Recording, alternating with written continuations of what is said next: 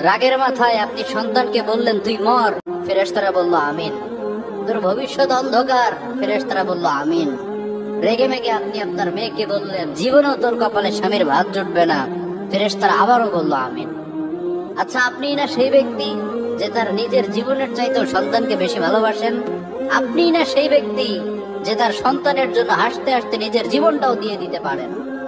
আপনি না সেই ব্যক্তি যে আল্লাহর কাছে নিজের চাইতেও সন্তানের জন্য বেশি দোয়া করে? তাহলে কি করে নিজের হাতে নিজের সন্তানের এত বড় ক্ষতি করতে পারলেন? Doesn't make any sense.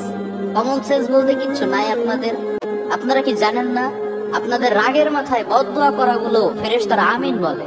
দাওয়াতুল Walid আলা ওয়ালাদিক, বাবা মা তার সন্তানের জন্য যেই দোয়া করে সেটা ভালো হোক কিংবা বদদোয়া হোক, আল্লাহ সেটাই কবুল করে নেয়। এজন্য খবরদার, নেভার কার্স ইউর চিলড্রেন। রাগের মাথায় কখনো সন্তানকে অভিশাপ করবেন না। কি বুঝলেন বলেন তো?